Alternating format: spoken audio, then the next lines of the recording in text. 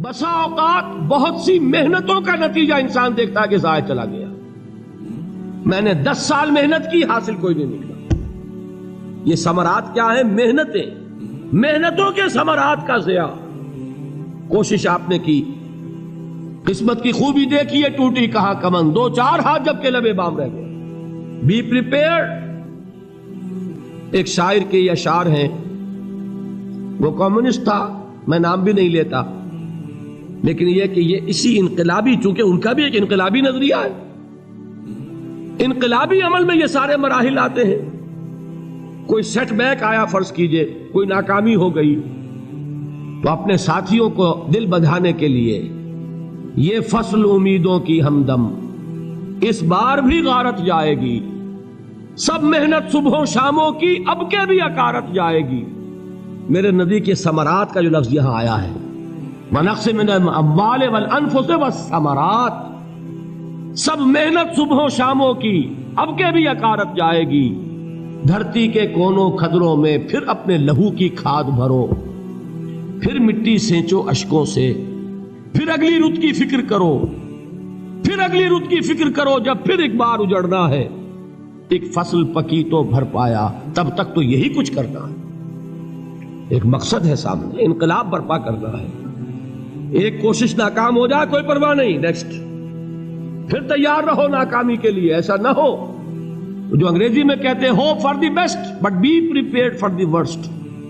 ایسا نہ ہو کہ دوسری مرتبہ ناکام ہو کے بددل ہو جاؤ، تمہاری ہمتیں جواب دے جائیں. نہیں، پہلے سے تیار رہو کہ دوسری مرتبہ بھی ناکامی آئے تو آئے، لیکن جب تک کہ کامیابی حاصل نہیں ہوتی ہمیں یہ کام کیے چلے جائیں. دیکھیے سیرت میں آیا کہ نہیں یہ واقعہ. بدر میں مسلمانوں کو فتح ہوئی تو احد میں زک پہنچی کہ نہیں؟ 70 صحابہ شہید ہوئے کہ نہیں؟ اگر ان کی ہمتیں جواب دے جاتی تو گاڑی کیسے چلتی آگے؟ تو فرمایا وَلَنَبْلُوَنَّكُمْ بِشَيْءٍ مِّنَ الْخَوْفِ وَالْجُوعِ وَنَقْصٍ مِّنَ الْأَمْوَالِ وَالْأَنفُسِ وَالثَّمَرَاتِ. ہم تمہیں لازم آزمائیں گے، خوف کی کیفیت سے، فقر و فاقے کی کیفیت سے، بھوک سے، جان کے نقصان سے، مال کے نقصان سے، محنتوں کے حاصل کے ضائع ہو جانے سے. وَبَشِّرِ الصَّابِرِينَ، اور اے نبی بشارت دیجئے صبر کرنے والوں کو. الَّذِينَ إِذَا أَصَابَتْهُمْ مُصِيبَةٌ، وہ کہ جب ان پر کوئی تکلیف آئے، کوئی مصیبت آئے، کوئی آزمائش آئے، قالوا انا للہ و انا الیہ راجعون، وہ یہ کہیں کہ ہم اللہ ہی کے ہیں، اللہ ہی کی طرف لوٹ جانا ہے. یہ وہی انداز ہے جو میں نے فارسی کا شعر سنایا تھا آپ کو کہ سرے تسلیم خم ہے جو مزاج یار میں آئے. وہ ہمارا مولا ہے، ہمارا آقا ہے. اگر اسے یہی منظور ہے تو ہمیں بھی یہی منظور ہے. میں نے تسلیم و رضا کی بات کی تھی نا، آپ کو کچھ شعر سنائے تھے. ایک شعر اور سنیے، اور یہ کس کا ہے؟ محمد علی جوہر کا. ایک مرتبہ جیل گئے، ان کی ایک بیٹی جوان بیمار ہوئی، فوت ہو گئی. باہر چھوڑا انگریز نے، جاؤ بھائی دفن کر دو بیٹی کو. دوسری مرتبہ جیل گئے، دوسری جوان بیٹی اسی مرض میں مبتلا ہوئی. اب یہ جیل میں ہے، خبر پہنچی کہ دوسری بیٹی کے اوپر بھی اسی مرض کا حملہ ہوا ہے. ایک نظم لکھی ہے جس کا آخری شعر یہ ہے، تیری صحت ہمیں منظور ہے لیکن اس کو نہیں منظور تو پھر ہم کو بھی منظور نہیں. یہ ہے، جب تک یہ کیفیت نہ ہو اس میدان میں آدمی ثابت قدم نہیں رہ سکتا کہ میرے رب کو اگر یہ منظور ہے تو یہی مجھے منظور ہے، اور تیری صحت ہمیں چاہیے تو ضرور، لیکن ہمارے رب کو منظور نہیں تو ہمیں بھی منظور. راضی برضائے رب. وَبَشِّرِ الصَّابِرِينَ الَّذِينَ إِذَا أَصَابَتْهُمْ مُصِيبَةٌ قَالُوا إِنَّا لِلَّهِ وَإِنَّا إِلَيْهِ رَاجِعُونَ. نہ شود نصیب دشمن کے شود ہلاک تیغت، سرے دوستاں سلامت کے تو خنجر آزمائے.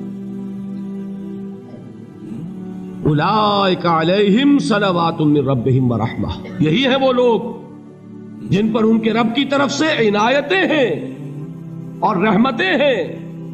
وَأُولَٰئِكَ هُمُ الْمُهْتَدُونَ، اور یہی ہے وہ لوگ جو کامیاب ہونے والے ہیں، ہدایت پانے والے، ہدایت یافتہ.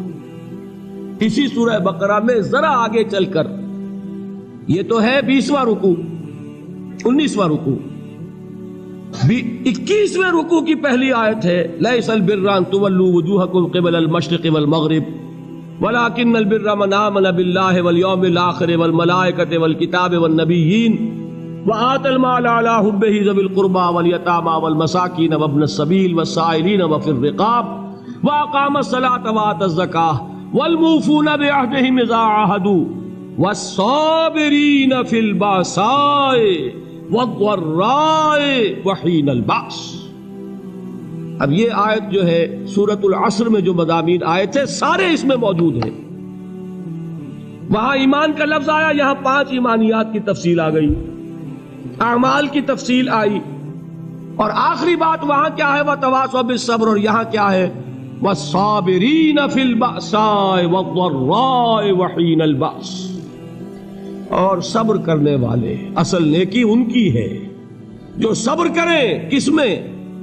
جنگ کے وقت، ذرائے، بأسائے، بأسا کہتے ہیں فقر اور فاقہ، واحد آئے گا باس تو اس کے معنی جنگ، اور باسا جمع میں آئے گا تو فاقہ، فقر، بھوک، اور ذرائع جسمانی تکلیف، ضرر، جسمانی تکلیفوں میں صبر کرنے والے، فقر اور فاقے میں صبر کرنے والے، اور جنگ کے وقت صبر کرنے والے۔ اولئک الذین صدقوا واولئک هم المتقون، یہ ہیں وہ لوگ جو صبر کرنے والے ہیں، یہ ہیں جو سچے ہیں، جو اپنے دعوے میں نیکی کے اور ایمان کے صادق ہیں، اور یہی وہ لوگ ہیں جو متقی۔ اگلی سورت ہے سورہ آل عمران، اس میں 2 لفظ آئے ہیں، آخری آیت یا ایھا الذین آمنوا اصبروا وصابروا ورابطوا واتقوا اللہ لعلکم تفلحون۔ دیکھیے یہاں صبر اور صابر جو تعلق جہد اور جہاد کا ہے وہی ہے صبر اور مصابرت۔ صبر ایک طرفہ عمل ہے، آپ جھیل رہے ہیں، برداشت کر رہے ہیں، صبر علی المعصیہ، صبر علی الطاعہ، صبر علی الابتلاء، یہ سب کیا ہے؟ صبر۔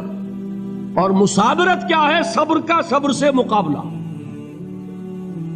یہ سورہ آل عمران، اب وقت نہیں ہے، میں آپ کو سناتا اللہ تعالیٰ نے کیسے کیسے مسلمانوں سے کہا، مسلمانوں تمہیں زک پہنچی ہے تو انہیں بھی تو پہنچی تھی، ان کے 70 نہیں مارے گئے تھے بدر میں، ان کے حوصلے جو ہیں وہ تو پست نہیں ہوئے، وہ اگلے سال آ گئے تم پر چڑھائی کر کے، تم کیوں اتنا برا مان رہے ہو؟ تمہارے دل اتنے زخمی کیوں ہو گئے؟ تمہیں تکلیف پہنچتی ہے تو انہیں بھی پہنچتی ہے۔ اپنی غیرت جو ہے ہمیں ذرا اس کا جائزہ لینا چاہیے۔ لوگ باطل نظریات کے لیے کتنی قربانیاں دے رہے ہیں، لوگ باطل چیزوں کے فروغ کے لیے کتنی محنتیں کر رہے ہیں۔ جیسا کہ میں نے ابھی کہا تھا، اسی غیرت کو چیلنج کرنے کے لیے، ذرا آپ کی حمیت دینی کو جوش دلانے کے لیے، قادیانی نوجوان کتنی تعداد میں اپنے آپ کو دین کے لیے وقف کرتا ہے، اور آپ کتنے نوجوان ہیں جو اپنے آپ کو دین کے لیے وقف کرتے ہیں، اور ہوں وہ کھاتے پیتے گھرانوں کے لوگ۔ یہ نہیں ہے کہ اگر کوئی اور کام نہیں کر سکتا تو پھر یہ ہے کہ وہ دین کے کام میں لگ جائے۔ باصلاحیت لوگ، کھاتے پیتے لوگ، ذہنی استعداد رکھنے والے لوگ، اونچے گھرانوں کے لوگ، وہ وقف کریں اپنے آپ کو دین کے لیے۔ اس کے بغیر کیسے باہر آ جائے گی، کیسے رونق آ جائے گی؟ تو دنیا میں باطل نظریات والے جو ہیں، یہ بات کہی گئی ہے، مسلمانوں تم اگر توحید کے لیے لڑ رہے ہو، دیکھتے نہیں ابو جہل کو، اس نے گردن کٹوائی ہے شرک کے لیے، شرک کے لیے گردن کٹوائے، اور تم توحید کے لیے گردن کٹوانے کو تیار نہ ہو۔ اس نے گردن کٹوائی کہ نہیں کٹوائی؟ اور کس طرح کٹوائی ہے؟ کیونکہ بڑا متکبر قسم کا، فرعون قسم کا شخص تھا، جب گردن کاٹنے لگے تو کہتا ہے ذرا نیچے سے کاٹنا، تاکہ جب تم نیزے کے اوپر چڑھاؤ میرے سر کو تو اونچا نظر آئے، معلوم ہو سردار کا سر۔ وہ بدبخت مرتے ہوئے بھی جو اس کی کیفیت تھی نا، اس کو ذہن میں رکھیے۔ تو یہ اس لوگوں نے قربانیاں دی، جانیں دی، تو فرمایا اگر تم ان سے زیادہ قربانی نہیں دو گے، جو نوٹ کر لیجئے اس کو، مجرد اگر حق کو غالب کرنا اللہ کے ذمے ہو تو آنے واحد میں غالب کر دے گا، تمہیں تکلیف ہی دینے کی ضرورت نہیں۔ سمجھ رہے؟ کیا اللہ کے مقابلے میں کوئی باطل کی طاقت ٹھہر سکتی ہے؟ یہ تمہارے ایمان کا امتحان ہے، یہ تمہارے خلوص کی آزمائش ہے، یہ تمہارے امتحان کا ثبوت درکار ہے کہ اللہ تعالیٰ دیکھنا چاہتا ہے تم اس کے لیے اپنی جانیں قربان کرنے کو تیار ہو کہ نہیں، تم اس کے لیے تن من دھن لگانے کو تیار ہو کہ نہیں۔ اور یہ جان لو کہ اگر کفار اور مشرکین اور ملحدین اور باطل نظریات والے وہ جو کچھ قربانیاں اپنے باطل نظریات کے لیے دے رہے ہیں ان سے زیادہ اگر تم نہیں دو گے تو حق غالب نہیں ہوگا۔ انہوں نے جو صبر کیا ہے اپنے باطل نظریات پر، اگر تم اس سے زیادہ صبر کا ثبوت نہیں دو گے اپنے اس حق پر تو حق غالب نہیں ہوگا۔ اس لیے فرمایا یا ایھا الذین آمنوا اصبروا وصابروا، نہ صرف یہ کہ صبر کرو بلکہ صبر میں اپنے دشمنوں سے آگے نکلو، ان کے صبر سے بڑھ کر صبر کرو۔ ورابطوا، مرابطہ کہتے ہیں چوکس رہنا، ہوشیار، پہرا دو، ایسا نہ ہو کہ دشمن جو ہے غفلت میں تمہارے اوپر کوئی حملہ جو ہے کر بیٹھے۔ واتقوا اللہ، اور اللہ کا تقوی اختیار کرو، لعلکم تفلحون، تاکہ تم فلاح پاؤ۔